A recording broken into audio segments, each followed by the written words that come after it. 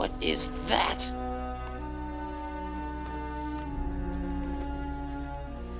A thing of darkness. A night fear. Don't even look at it. That face, it's horrible. Where does it come from? A long way away, on a rock at the edge of the world, lived a woman with terrible claws, wings of bronze, and breath as foul as corpses. Her hair was a nest of poisonous snakes, hissing, alive. Catch her stare, and she could turn you to stone. Her name was Medusa, the Gorgon. Imagine her looking away, and then starting to turn towards you, slowly, slowly. Shall we turn and look at them, sisters? And the boy sent to kill her came out of the same shadows that spawned her. And his birth was first foretold in a cave as dark as this place. His name was Perseus.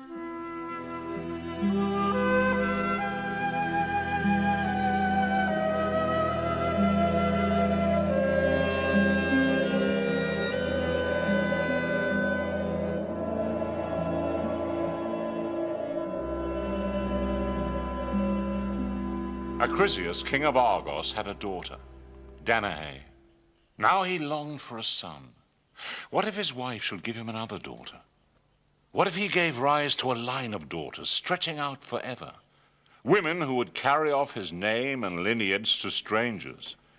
This ache for a boy child, an heir, gripped his heart, and he made sacrifice after sacrifice to the gods, creators of earth and sky and moon, until finally, desperate, he sought out the oracle. Who's there? Perseus, king of Argos. What does the king wish to know? There's a shame in asking what's to come. And the king of Argos knelt in the darkness with a dry mouth, his heart tapping like the wind at the temple door. I want a son. A son.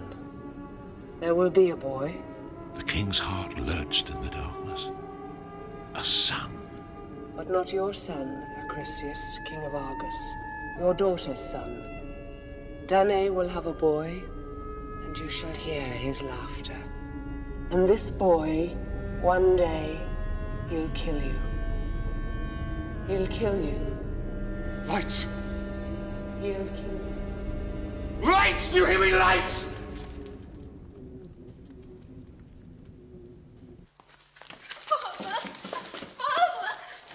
Nothing now for both of us. No sons, no laughter, no joy, nothing but silences and funerals and things that might have been.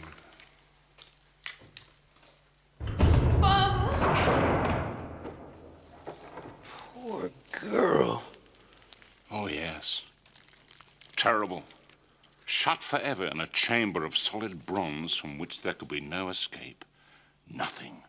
Nothing now but the dark and silence and the trickle of sunlight in the corner of the cell. Danae found all her hope in that finger of light. Looked at it, week after week, month after month, year after year, until one day, as she gave herself up to the light, it turned to gold, real gold, streaming into her lap as she lay there.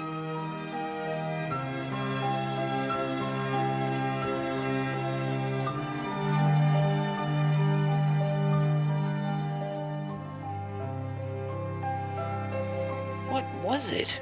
It was Zeus, lord of all gods. What was he doing? Fulfilling the oracle. Oh, so that's how it's done. Oh no, a baby. How awful. Was it a boy? Did it kill its grandfather? Did it have a poisoned rattle or something? It was a boy, Perseus, born in darkness and secret. A boy whose fate awaited him at the end of the world on a sea-lashed rock.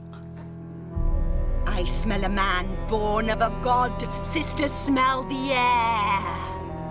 Stare him out, sisters. give him the sad eye. Years passed, and all Perseus knew was the room, the sweet touch of his mother and her stories, and the quiet unraveling of day after day. What's the world like? Not like this. What's this then? A prison. I thought it was the world. When Perseus was 6 years old, Danae made for him a sword from wood, pulled from her bed and smoothed on the stone floor. When she placed it in his hands, the little boy just stood there, his pale eyes troubled. You fight with it. You fight monsters with it. A long way away on a rock at the edge of the world lives a woman with terrible claws, wings of bronze and breath as foul as corpses. Her hair is a nest of poisonous snakes, alive and hissing. Catch her eyes, and she'll turn you to stone.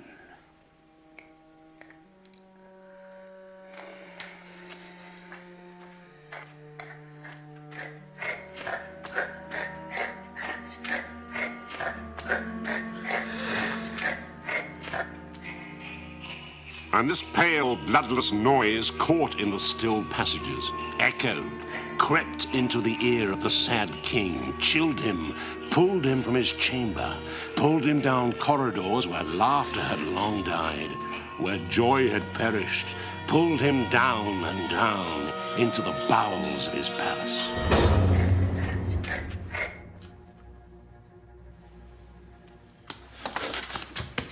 Don't kill him. Please. Please don't kill my boy.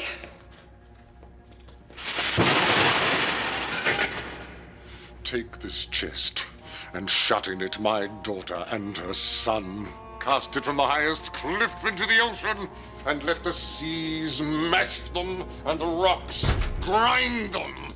Perseus could feel the chest lifted, hear the clash of heel on stone, and then the drag, the lurch, as the chest was carried off, where they knew not, and then cold, sharp, salt air seeping into the wood.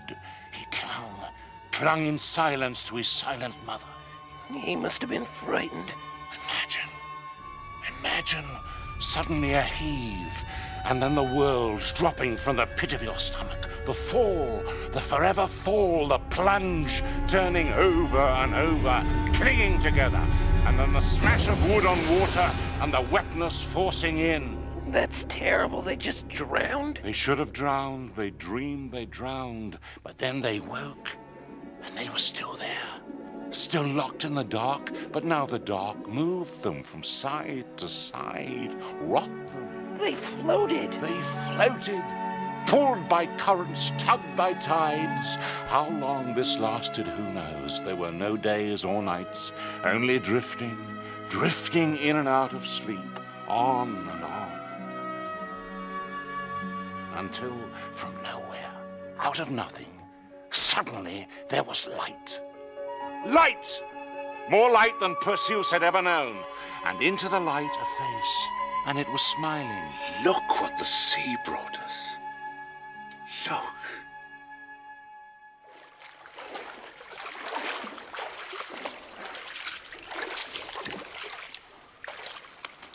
What are you thinking, son?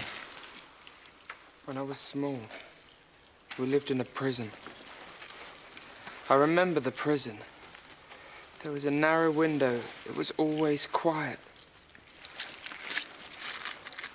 Sometimes I miss the darkness. I miss the shadows and the silence. My house is full of shadows. Come and live with me. Is this your son? He is my son. His name is Perseus. And where's his father? Dictys, is this your son? He has no father. A boy needs a father. How would you like me to be your father? How would you like to live in a palace full of shadows? It could be easily done. All I would have to do is take your mother for my wife. Leave my mother alone. Who are you? His name is Polydectes, king of all this island. Stealer of farms, liar. Gatherer in of beautiful things. And if I choose, I will take your mother for my wife. I will marry her in 6 days. Come to the wedding, if you can afford a bride gift. Is that a treasure chest, Perseus? Bring your weight in gold coins, Perseus. Bring your oak chest full of gold pieces. I have no gold. The chest is empty. Oh dear. What is to be done?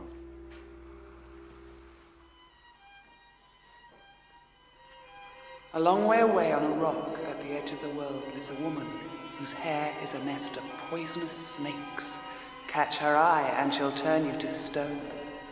I'll bring you something better than gold.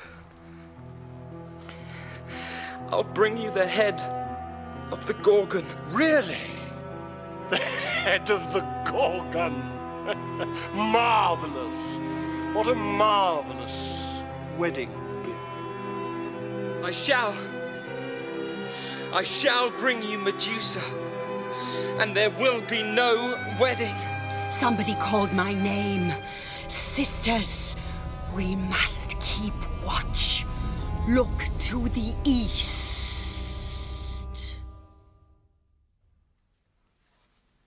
And so it was that Perseus, half child, half god, found himself with 5 days and 5 nights to bring back the severed head of the Gorgon, fringed with snakes, the gaze that froze, to prevent the marriage of his mother to the tyrant Polydectes, lord of Seriphos. I don't know who I hate more, this Polydectes or the Gorgon. Poor Danae. Did she have to marry him? Poor Perseus. Poor Perseus. How could he bring back the head of the Gorgon to Polydectes' table? Did such a monster really exist? Where was this island at the edge of the world, beyond ocean, beyond night, beyond the north wind? He wasted one whole day by the seashore, stared into the red night. So what happened?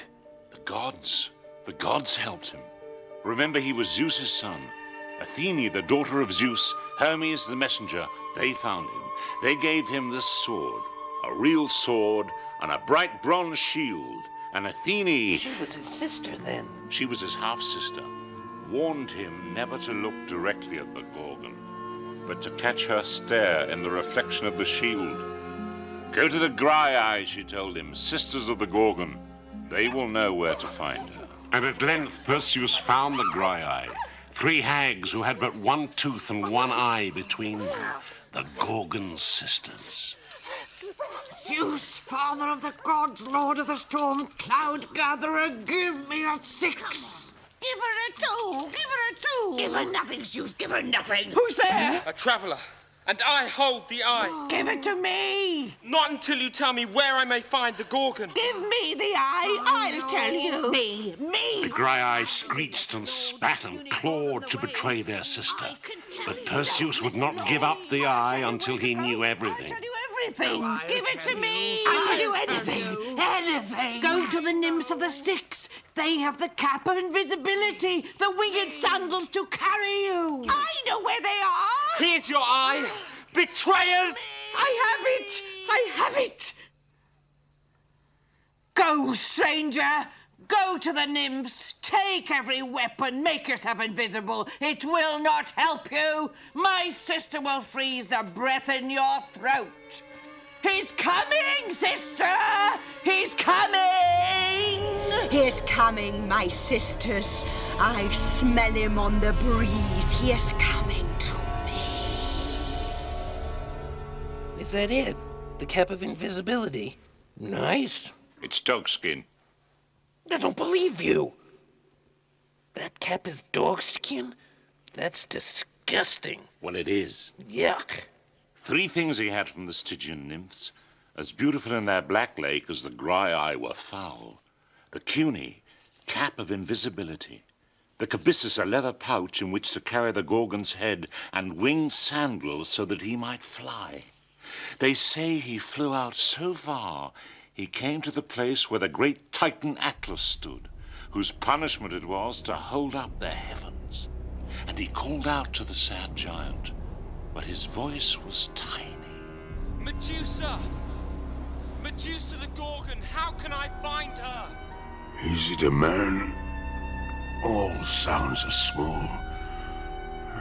You make such a noise about your destiny. I am tired of bearing the weight of the heavens.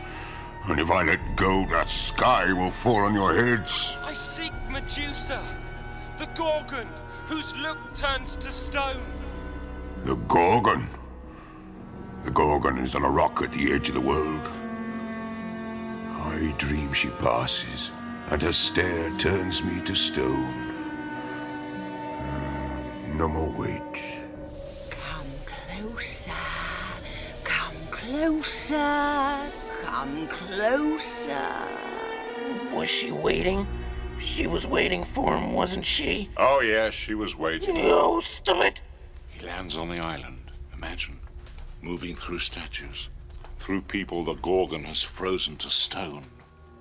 And he's wearing his cap and he's clutching his sword, but none of those things seem to help him. He's invisible, but he's sure she can see him. She can smell him. He's frightened. So frightened. Strike reflection. He's here, sisters, he's come. The man who seeks us is here. Wake, sisters, wake! Why won't you show yourself, stranger? Are you frightened?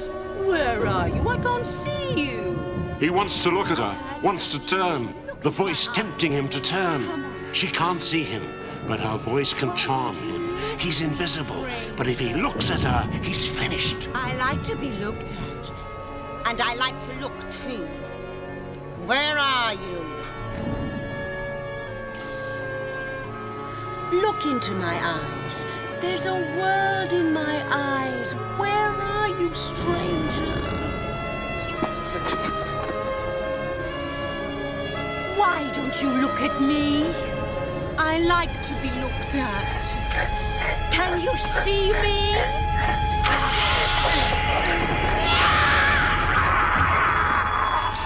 Medusa! Oh, sister! Where is he? Kill him! He did it! He did it! Who are these other Gorgons? You never mentioned 3 Gorgons. If I told the whole story, your head would burst. There is no one story. There are branches, rooms, like this place. Rooms, corridors, dead ends. What about the minutes his mother spent waiting? The minutes running away, what happened to them? Or Dictys, his family broken on a whim? Or Acrisius the king, haunted, whose sleep is always fitful, who cannot forget the oracle? Yes, the Gorgon had sisters. Yes, Perseus turned the sad giant Atlas to stone. I can't tell you... Hang on. He turned Atlas to stone? He flew past Atlas, took pity on the poor giant, showed him the sad eye, let him sleep the long sleep of a mountain. Atlas! Atlas! I did not forget! And then home. Home with the Gorgon's head in his hands, his sword pointing the way in front of him. Perhaps he's too late. Perhaps his mother has been taken to the palace. Perhaps Polydectes has already married her.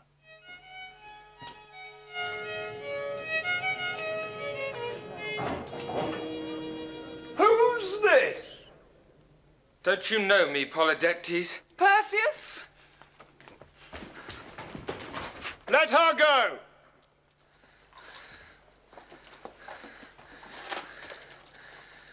I have brought you a gift for your wedding. Would you look on it? You've brought me the Gorgon's head, have you? I have. My friends, the boy has been to the end of the world and come back with the Medusa's head. I advise you to remove yourselves. One look. Is this right, boy? One look, and we shall all be petrified. That's right. Oh, dear. I think we'll show our true colors. Is anyone else frightened of a story? of a child's nightmare, the Gorgon. So weak! Will no one stay with me? He's lying! It's a dream! Come, boy. Sit. Eat with me. I dreamed of dark. I dreamed of light. I dreamed I was a king. I dreamed I was a god's son. I dreamed your limbs grew heavy and your blood turned to sand. And I dreamed you cried out. He turned him to stone? Ha! Good. So the Oracle was wrong. What? Perseus. The Oracle said Perseus would kill his grandfather, and he didn't. I went to the Oracle once. Never ask. You never hear what you hope for. When Danae told Perseus about his birth, about the Oracle, Perseus felt compassion for Acrisius. He decided to return to Argos and promised his grandfather he would do him no harm. Good. But what does it take for an accident to happen? Imagine after standing for 1,000 winters, this roof should suddenly give up its spirit, fall on our head.